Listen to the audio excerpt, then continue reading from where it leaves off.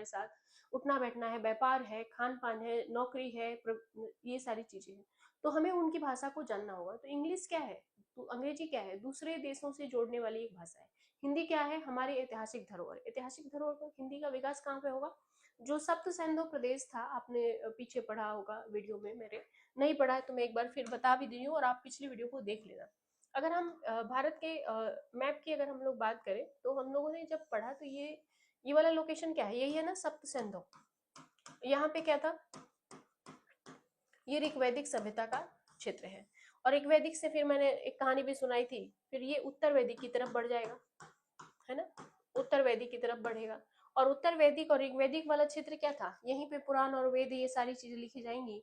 तो हिंदी का एक्चुअल जो विकास होगा वो यही इसी बेल्ट से होगा। इसलिए यूपी, बिहार और मध्य प्रदेश के जैसे क्षेत्रों में, झारखंड में हिंदी बोली जाती है, लेकिन बाकी क्षेत्रों में वहाँ की रीजनल भाषा थी और उन्होंने दूसरे जो सीखी व्यापार के पर्पज से, वो थी वहाँ की अंग्रेजी भाषा, क्योंकि व्यापार वही, जैसे बंगाल हो गया, मद्रास हो गया, बम्बई प्रेसिडेंसी हो गया, ये सब क्या था, तो अंग्रेजी आए और इसलिए वहाँ पे भाषा का विकास इस तरह से हुआ।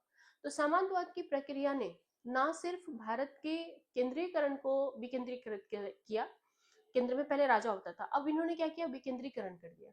और विकेंद्रीकरण की प्रक्रिया ने फिर जन्म देगा किसको, बिल्कुल अर्थव्यवस्था को नुकसान पहुंचाएगा।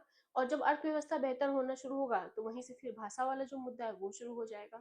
तो सामंतवाद की प्रक्रिया ने कई सारे मुद्दों को हिला करके रखा और उसे नुकसान पहुंचाया, जो भारतीय अर्थव्यवस्था को यूं न समानांतर न गुजार करके भारतीय इतिहास को यूं गुजारा है, समानांतर न गुजार करके, ये क्रमिक, यानी फिर विकास पहले शुरू हुआ, फिर विकास हुआ, फिर चरमोत्कर्ष पे पहुंचा, फिर डाउन पहुंचा, फिर विकास हुआ, फिर डाउन पहुंचा, और अब विकास की प्रक्रिया में निरंतर बढ़ रहा है, जैसे कि पिछले वीडियो में मैंने बताया है। तो ये, या फिर एनसीईआरटी अब देखोगे तो आर्य शर्मा के जो इतिहास है उसमें एनसीईआरटी में ये भी ऐसे पैरेलल दिखाया गया, पैरेलल में दिखा करके क्रमिक दिखाया गया। या हड़प्पा को भी आप पढ़ोगे तो कहोगे कि, देखोगे उसमें एनसीईआरटी में भी है कि मोहनजोदड़ो का विकास क्रमिक हुआ है, न कि अचानक से हुआ है, ऐसा नहीं हुआ था।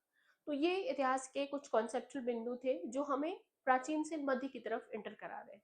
ठीक है, फिर अगले वीडियो पे चर्चा करेंगे हम लोग अगले क्लास में। तब तक हमारे चैनल को लाइक और सब्सक्राइब कर दीजिए ताकि आने वाली खबरों की सूचना आपको सबसे पहले मिले और आपकी तैयारी बेहतर हो सके। आप जल्दी से हमारे चैनल